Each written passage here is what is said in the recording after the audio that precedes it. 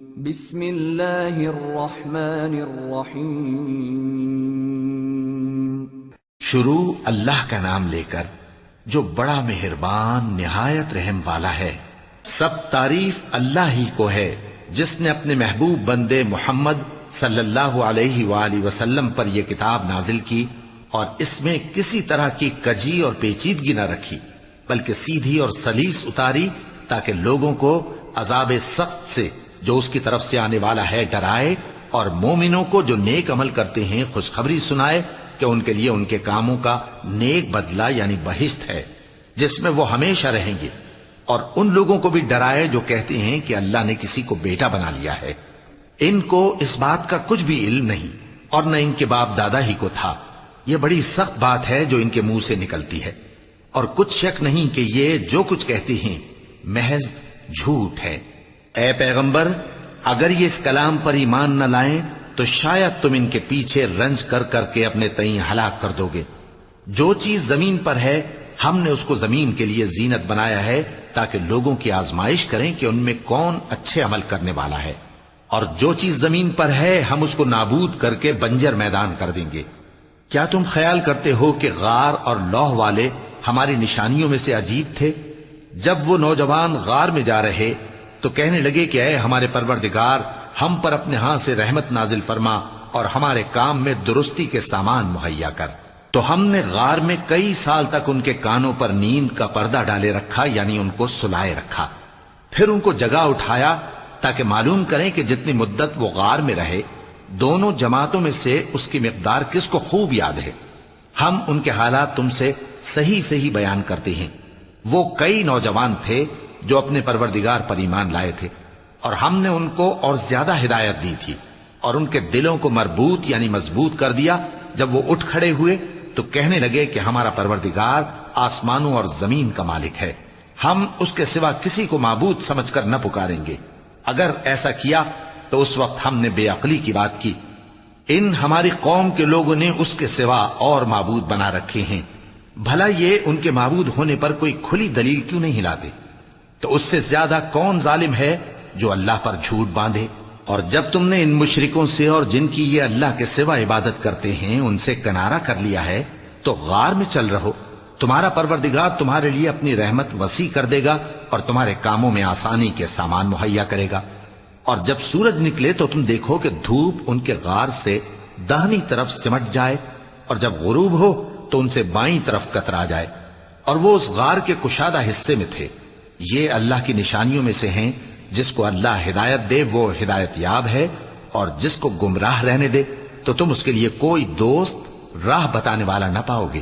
اور تم ان کے متعلق خیال کرو کہ وہ جاگ رہے ہیں حالانکہ وہ سوتے ہیں، اور ہم ان کو دائیں اور بائیں کروٹ بدلاتے تھے، اور ان کا کتا چوکھٹ پر دونوں ہاتھ پھیلائے ہوئے تھا۔ اگر تم ان کو جھانک کر دیکھتے تو پیٹ پھیر کر بھاگ جاتے اور ان سے دہشت میں آ جاتے۔ اور اسی طرح ہم نے ان کو اٹھایا تاکہ آپس میں ایک دوسرے سے دریافت کریں۔ ایک کہنے والے نے کہا کہ تم یہاں کتنی مدت رہے؟ انہوں نے کہا کہ 1 دن یا اس سے بھی کم۔ انہوں نے کہا کہ جتنی مدت تم رہے ہو تمہارا پروردگار ہی اس کو خوب جانتا ہے، تو اپنے میں سے کسی کو یہ روپیہ دے کر شہر بھیجو، وہ دیکھے کہ نفیس کھانا کون سا ہے تو اس میں سے کھانا لے آئے، اور احتیاط سے آئے جائے اور تمہارا حال کسی کو نہ بتائے۔ اگر وہ تم پر دسترس پا لیں گے تو تمہیں سنسار کر دیں گے یا پھر اپنے مذہب میں داخل کر لیں گے، اور اس وقت تم کبھی فلاح نہیں پاؤ گے۔ اور اسی طرح ہم نے لوگوں کو ان کے حال سے خبردار کر دیا تاکہ وہ جانیں کہ اللہ کا وعدہ سچا ہے، اور یہ کہ قیامت جس کا وعدہ کیا جاتا ہے اس میں کچھ شک نہیں۔ اس وقت لوگ ان کے بارے میں باہم جھگڑنے لگے اور کہنے لگے کہ ان کے غار پر عمارت بنا دو۔ ان کا پروردگار ان کے حال سے خوب واقف ہے۔ جو لوگ ان کے معاملے میں غلبہ رکھتے تھے وہ کہنے لگے کہ ہم ان کے غار پر مسجد بنائیں گے۔ بعض لوگ اٹکل پچو کہیں گے کہ وہ 3 تھے اور چوتھا ان کا کتا تھا، اور بعض کہیں گے کہ وہ 5 تھے اور چھٹا ان کا کتا تھا، اور بعض کہیں گے کہ وہ 7 تھے اور 8واں ان کا کتا تھا۔ کہہ دو کہ میرا پروردگار ہی ان کے شمار سے خوب واقف ہے، ان کو جانتے بھی ہیں تو تھوڑے ہی لوگ جانتے ہیں۔ تو تم ان کے معاملے میں بحث نہ کرنا مگر سرسری سی بحث، اور نہ ان کے بارے میں ان میں سے کسی سے کچھ دریافت ہی کرنا۔ اور کسی کام کی نسبت نہ کہنا کہ میں اسے کل کر دوں گا، مگر انشاءاللہ کہہ کر، یعنی اگر اللہ چاہے تو کر دوں گا۔ اور جب اللہ کا نام لینا بھول جاؤ تو یاد آنے پر لے لو، اور کہہ دو کہ امید ہے کہ میرا پروردگار مجھے اس سے بھی زیادہ ہدایت کی باتیں بتائے۔ اور اصحاب کہف اپنے غار میں 9 اوپر 300 سال رہے۔ کہہ دو کہ جتنی مدت وہ رہے اسے اللہ ہی خوب جانتا ہے، اسی کو آسمانوں اور زمین کی پوشیدہ باتیں معلوم ہیں، وہ کیا خوب دیکھنے والا اور کیا خوب سننے والا ہے۔ اس کے سوا ان کا کوئی کارساز نہیں، اور نہ وہ اپنے حکم میں کسی کو شریک کرتا ہے۔ اور اپنے پروردگار کی کتاب کو جو تمہارے پاس بھیجی جاتی ہے پڑھتے رہا کرو، اس کی باتوں کو کوئی بدلنے والا نہیں، اور اس کے سوا تم کہیں پناہ بھی نہیں پاؤ گے۔ اور جو لوگ صبح و شام اپنے پروردگار کو پکارتے اور اس کی خوشنودی کے طالب ہیں، ان کے ساتھ صبر کرتے رہو، اور تمہاری نگاہیں ان میں سے گزر کر اور طرف نہ دوڑیں کہ تم دنیاوی زندگی کی رونقوں کے خواستگار ہو جاؤ۔ اور جس شخص کے دل کو ہم نے اپنی یاد سے غافل کر دیا ہے اور وہ اپنی خواہش کی پیروی کرتا ہے اور اس کا کام حد سے بڑھ گیا ہے، اس کا کہا نہ ماننا۔ اور کہہ دو کہ لوگو یہ قرآن تمہارے پروردگار کی طرف سے برحق ہے، تو جو چاہے ایمان لائے اور جو چاہے کافر رہے۔ ہم نے ظالموں کے لیے دوزخ کی آگ تیار کر رکھی ہے جس کی قناتیں ان کو گھیر رہی ہوں گی، اور اگر فریاد کریں گے تو ایسے کھولتے ہوئے پانی سے ان کی داد رسی کی جائے گی جو پگھلے ہوئے تانبے کی طرح گرم ہوگا اور جو ان کے چہروں کو بھون ڈالے گا۔ ان کے پینے کا پانی بھی برا اور آرام گاہ بھی بری۔ اور جو ایمان لائے اور کام بھی نیک کرتے رہے تو ہم نیک کام کرنے والوں کا اجر ضائع نہیں کرتے۔ ایسے لوگوں کے لیے ہمیشہ رہنے کے باغ ہیں جن میں ان کے محلوں کے نیچے نہریں بہ رہی ہیں، ان کو وہاں سونے کے کنگن پہنائے جائیں گے، اور وہ باریک دیبا اور اطلس کے سبز کپڑے پہنا کریں گے، اور تختوں پر تکیے لگا کر بیٹھا کریں گے۔ کیا خوب بدلہ اور کیا خوب آرام گاہ ہے۔ اور ان سے 2 شخصوں کا حال بیان کرو جن میں سے ایک کو ہم نے انگور کے 2 باغ عنایت کیے تھے اور ان کے گردا گرد کھجوروں کے درخت لگا دیے تھے اور ان کے درمیان کھیتی پیدا کر دی تھی۔ دونوں باغ کثرت سے پھل لاتے اور اس کی پیداوار میں کسی طرح کی کمی نہ ہوتی، اور دونوں میں ہم نے ایک نہر بھی جاری کر رکھی تھی، اور اس طرح اس شخص کو ان کی پیداوار ملتی رہتی تھی۔ تو ایک دن جبکہ وہ اپنے دوست سے باتیں کر رہا تھا، کہنے لگا کہ میں تم سے مال و دولت میں بھی زیادہ ہوں اور جتھے اور جماعت کے لحاظ سے بھی زیادہ عزت والا ہوں، اور ایسی شیخیوں سے اپنے حق میں ظلم کرتا ہوا اپنے باغ میں داخل ہوا۔ کہنے لگا کہ میں نہیں خیال کرتا کہ یہ باغ کبھی تباہ ہو، اور نہ خیال کرتا ہوں کہ قیامت برپا ہو، اور اگر میں اپنے پروردگار کی طرف لوٹایا بھی جاؤں تو وہاں ضرور اس سے اچھی جگہ پاؤں گا۔ تو اس کا دوست جو اس سے گفتگو کر رہا تھا کہنے لگا کہ کیا تم اس ذات سے کفر کرتے ہو جس نے تم کو مٹی سے پیدا کیا، پھر نطفے سے، پھر تمہیں پورا آدمی بنایا؟ مگر میں تو یہ کہتا ہوں کہ اللہ ہی میرا پروردگار ہے، اور میں اپنے پروردگار کے ساتھ کسی کو شریک نہیں کرتا۔ اور جب تم اپنے باغ میں داخل ہوئے تو تم نے ماشاء اللہ لا قوت الا باللہ کیوں نہ کہا؟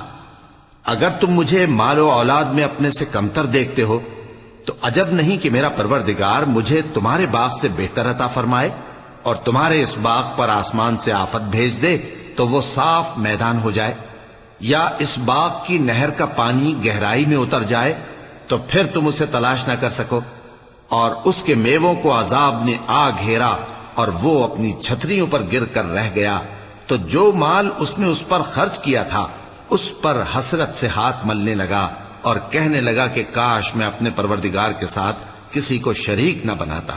اس وقت اللہ کے سوا کوئی جماعت اس کی مددگار نہ ہوئی اور نہ وہ بدلہ لے سکا۔ یہاں سے ثابت ہوا کہ حکومت سب اللہ کی ہے، جو معبود برحق ہے وہی بہترین ثواب عطا کرنے والا اور بہترین انجام لانے والا ہے۔ اور ان سے دنیا کی زندگی کی مثال بھی بیان کر دو کہ وہ ایسی ہے جیسے پانی جسے ہم نے آسمان سے برسایا تو اس کے ساتھ زمین کی پیداوار مل کر نکلی، پھر وہ چورا چورا ہو گئی کہ ہوائیں اسے اڑاتی پھرتی ہیں، اور اللہ تو ہر چیز پر قدرت رکھتا ہے۔ مال اور بیٹے تو دنیا کی زندگی کی رونق و زینت ہیں، اور نیکیاں جو باقی رہنے والی ہیں وہ ثواب کے لحاظ سے تمہارے پروردگار کے ہاں بہت اچھی اور امید کے لحاظ سے بہت بہتر ہیں۔ اور جس دن ہم پہاڑوں کو چلائیں گے اور تم زمین کو صاف میدان دیکھو گے اور ان لوگوں کو ہم جمع کر لیں گے تو ان میں سے کسی کو بھی نہیں چھوڑیں گے، اور سب تمہارے پروردگار کے سامنے صف باندھ کر لائے جائیں گے۔ تو ہم ان سے کہیں گے کہ جس طرح ہم نے تم کو پہلی بار پیدا کیا تھا اسی طرح آج تم ہمارے سامنے آئے، لیکن تم نے تو یہ خیال کر رکھا تھا کہ ہم نے تمہارے لیے قیامت کا کوئی وقت مقرر ہی نہیں کیا، اور اعمال کی کتاب کھول کر رکھی جائے گی تو تم گناہگاروں کو دیکھو گے کہ جو کچھ اس میں لکھا ہوگا اس سے ڈر رہے ہوں گے، اور کہیں گے ہائے شامت، یہ کیسی کتاب ہے کہ نہ چھوٹی بات کو چھوڑتی ہے نہ بڑی کو، کوئی بات بھی نہیں مگر اسے لکھ رکھا ہے، اور جو جو عمل کیے ہوں گے سب کو حاضر پائیں گے، اور تمہارا پروردگار کسی پر ظلم نہیں کرے گا۔ اور جب ہم نے فرشتوں کو حکم دیا کہ آدم کو سجدہ کرو تو سب نے سجدہ کیا مگر ابلیس نے نہ کیا، وہ جنات میں سے تھا تو اپنے پروردگار کے حکم سے باہر ہو گیا۔ کیا تم اس کو اور اس کی اولاد کو میرے سوا دوست بناتے ہو، حالانکہ وہ تمہارے دشمن ہیں، اور شیطان کی دوستی ظالموں کے لیے اللہ کی دوستی کا برا بدل ہے۔ میں نے ان کو نہ تو آسمانوں اور زمین کے پیدا کرنے کے وقت بلایا تھا اور نہ خود ان کے پیدا کرنے کے وقت، اور میں ایسا نہ تھا کہ گمراہ کرنے والوں کو مددگار بناتا۔ اور جس دن اللہ فرمائے گا کہ اب میرے شریکوں کو جن کی نسبت تم معبود ہونے کا گمان رکھتے تھے بلاؤ، تو وہ ان کو بلائیں گے مگر وہ ان کو کچھ جواب نہ دیں گے، اور ہم ان کے درمیان ہلاکت کی ایک جگہ بنا دیں گے، اور گناہگار لوگ دوزخ کو دیکھیں گے تو یقین کر لیں گے کہ وہ اس میں پڑنے والے ہیں، اور اس سے بچنے کا کوئی رستہ نہ پائیں گے۔ اور ہم نے اس قرآن میں لوگوں کے سمجھانے کے لیے طرح طرح کی مثالیں بیان فرمائی ہیں، لیکن انسان سب چیزوں سے بڑھ کر جھگڑالو ہے، اور لوگوں کے پاس جب ہدایت آ گئی تو ان کو کس چیز نے منع کیا کہ ایمان لائیں اور اپنے پروردگار سے بخشش مانگیں، بجز اس کے کہ اس بات کے منتظر ہوں کہ انہیں بھی پہلوں کا سا معاملہ پیش آئے یا ان پر عذاب سامنے سے آ جائے۔ اور ہم جو پیغمبروں کو بھیجا کرتے ہیں تو صرف اس لیے کہ لوگوں کو اللہ کی نعمتوں کی خوشخبریاں سنائیں اور عذاب سے ڈرائیں، اور جو کافر ہیں وہ باطل کی مدد سے جھگڑا کرتے ہیں تاکہ اس سے حق کو پھسلا دیں، اور انہوں نے ہماری آیتوں کو اور جس چیز سے ان کو ڈرایا جاتا ہے اسے ہنسی بنا لیا ہے۔ اور اس سے بڑھ کر ظالم کون، جس کو اس کے پروردگار کی آیات کے ذریعے سمجھایا گیا تو اس نے ان سے منہ پھیر لیا، اور جو اعمال وہ آگے کر چکا اس کو بھول گیا۔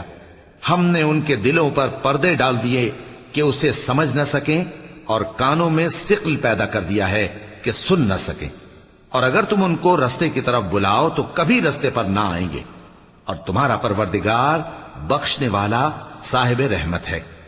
اگر وہ ان کے کرتوتوں پر ان کو پکڑنے لگے تو ان پر جھٹ عذاب بھیج دے، مگر ان کے لیے ایک وقت مقرر کر رکھا ہے کہ اس کے عذاب سے کوئی پناہ کی جگہ نہ پائیں گے۔ اور یہ بستیاں جو ویران پڑی ہیں، جب انہوں نے کفر کر کے ظلم کیا تو ہم نے ان کو تباہ کر دیا، اور ان کی تباہی کے لیے ایک وقت مقرر کر دیا تھا۔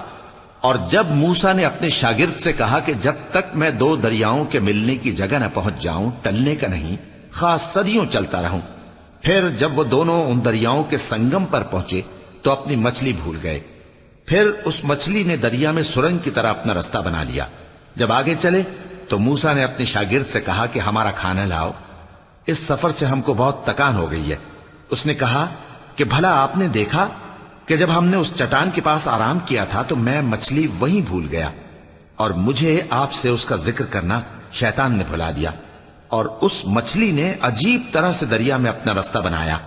موسیٰ نے کہا یہی تو وہ مقام ہے جسے ہم تلاش کرتے تھے، تو وہ اپنے پاؤں کے نشان دیکھتے دیکھتے لوٹ گئے۔ وہاں انہوں نے ہمارے بندوں میں سے ایک بندہ دیکھا جس کو ہم نے اپنے ہاتھ سے رحمت خاص سے نوازا تھا اور اپنے پاس سے ایک خاص علم بخشا تھا۔ موسیٰ نے ان سے جن کا نام خضر تھا کہا کہ جو علم اللہ کی طرف سے آپ کو سکھایا گیا ہے، اگر آپ اس میں سے مجھے کچھ بھلائی کی باتیں سکھائیں تو میں آپ کے ساتھ رہوں۔ خضر نے کہا کہ تم میرے ساتھ رہ کر صبر نہیں کر سکو گے، اور جس بات کی تمہیں خبر ہی نہیں اس پر صبر کر بھی کیسے سکتے ہو؟ موسیٰ نے کہا اللہ نے چاہا تو آپ مجھے صابر پائیے گا، اور میں آپ کے ارشاد کے خلاف نہیں کروں گا۔ خضر نے کہا اگر تم میرے ساتھ رہنا چاہو تو شرط یہ ہے مجھ سے کوئی بات نہ پوچھنا، جب تک میں خود اس کا ذکر تم سے نہ کروں۔ تو دونوں چل پڑے، یہاں تک کہ جب کشتی میں سوار ہوئے تو خضر نے کشتی کو پھاڑ ڈالا۔ موسیٰ نے کہا، کیا آپ نے اس کو اس لیے پھاڑا ہے کہ سواروں کو غرق کر دی؟ یہ تو آپ نے بڑی عجیب بات کی۔ خضر نے کہا، کیا میں نے نہیں کہا تھا کہ تم میرے ساتھ صبر نہ کر سکو گے؟ موسیٰ نے کہا کہ جو بھول مجھ سے ہوئی اس پر مواخذہ نہ کیجیے اور میرے معاملے میں مجھ پر مشکل نہ ڈالیے۔ پھر دونوں چلے، یہاں تک کہ رستے میں ایک لڑکا ملا تو خضر نے اسے مار ڈالا۔ موسیٰ نے کہا کہ آپ نے ایک بے گناہ شخص کو ناحق بغیر قصاص کے مار ڈالا، یہ تو آپ نے بری بات کی۔ خضر نے کہا، کیا میں نے نہیں کہا تھا کہ تم سے میرے ساتھ صبر نہیں ہو سکے گا؟ انہوں نے کہا کہ اگر میں اس کے بعد پھر کوئی بات پوچھوں یعنی اعتراض کروں تو مجھے اپنے ساتھ نہ رکھیے گا کہ آپ میری طرف سے عذر کے قبول کرنے میں حد کو پہنچ گئے ہیں۔ پھر دونوں چلے، یہاں تک کہ گاؤں والوں کے پاس پہنچے اور ان سے کھانا طلب کیا۔ انہوں نے ان کی ضیافت کرنے سے انکار کیا۔ پھر انہوں نے وہاں ایک دیوار دیکھی جو گرا چاہتی تھی تو خضر نے اس کو سیدھا کر دیا۔ موسیٰ نے کہا کہ اگر آپ چاہتے تو ان سے اس کا معاوضہ لے لیتے تاکہ کھانے کا کام چلتا۔ خضر نے کہا کہ اب مجھ میں اور تم میں علیحدگی، مگر جن باتوں پر تم صبر نہ کر سکے میں ان کا تمہیں بھید بتائے دیتا ہوں کہ وہ جو کشتی تھی غریب لوگوں کی تھی جو دریا میں محنت کر کے یعنی کشتیاں چلا کر گزارا کرتے تھے، اور ان کے سامنے کی طرف ایک بادشاہ تھا جو ہر اچھی کشتی کو زبردستی چھین لیتا تھا۔ تو میں نے چاہا کہ اسے عیبدار کر دوں تاکہ وہ اسے غصب نہ کر سکے۔ اور وہ جو لڑکا تھا اس کے ماں باپ دونوں مومن تھے۔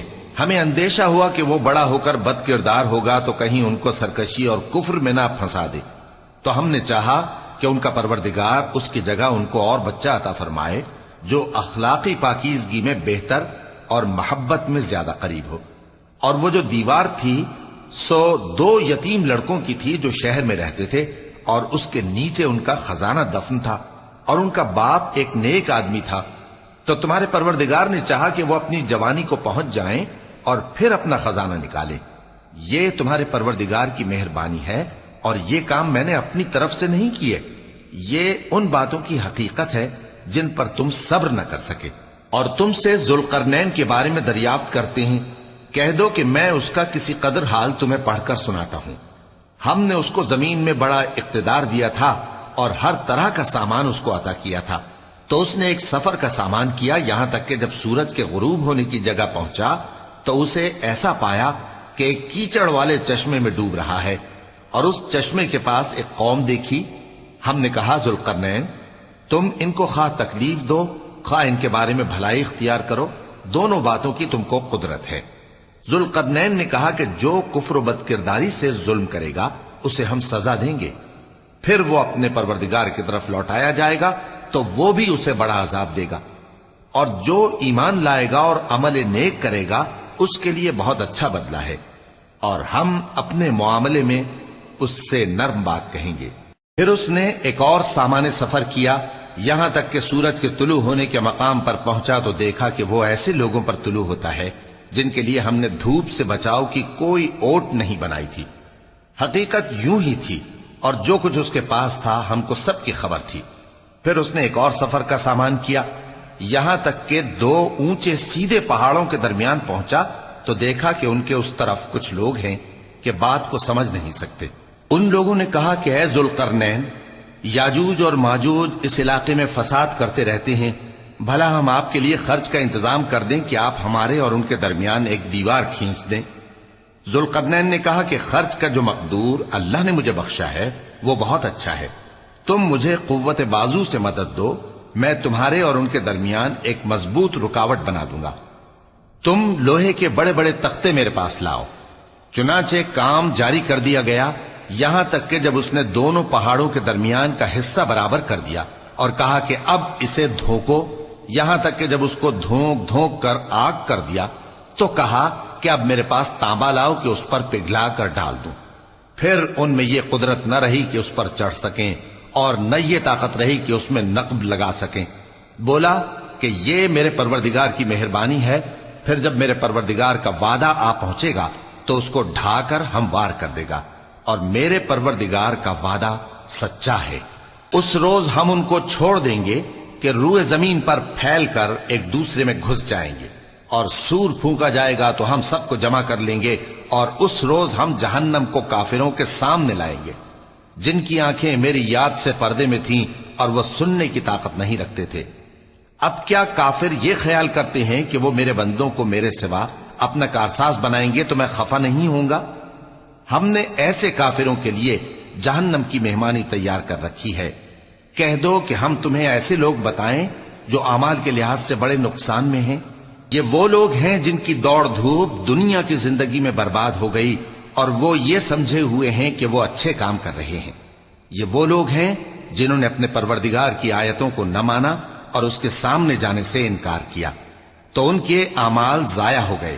سو ہم قیامت کے دن ان کے لیے کچھ بھی وزن قائم نہیں کریں گے۔ یہ ان کی سزا ہے، یعنی جہنم، اس لیے کہ انہوں نے کفر کیا اور ہماری آیتوں اور ہمارے پیغمبروں کی ہنسی اڑائی۔ جو لوگ ایمان لائے اور عمل نیک کیے ان کے لیے بہشت کے باغ بطور مہمانی ہوں گے، ہمیشہ ان میں رہیں گے اور وہاں سے مکان بدلنا نہ چاہیں گے۔ کہہ دو کہ اگر سمندر میرے پروردگار کی باتوں کے لکھنے کے لیے روشنائی ہو تو قبل اس کے کہ میرے پروردگار کی باتیں تمام ہوں سمندر ختم ہو جائے، اگرچہ ہم ویسا ہی اور اس کی مدد کو لائیں۔ کہہ دو کہ میں تمہاری طرح کا ایک بشر ہوں، البتہ میری طرف وہی آتی ہے کہ تمہارا معبود وہی ایک معبود ہے۔ تو جو شخص اپنے پروردگار سے ملنے کی امید رکھے چاہیے کہ عمل نیک کرے اور اپنے پروردگار کی عبادت میں کسی کو شریک نہ بنائے۔ صدق اللہ العظیم۔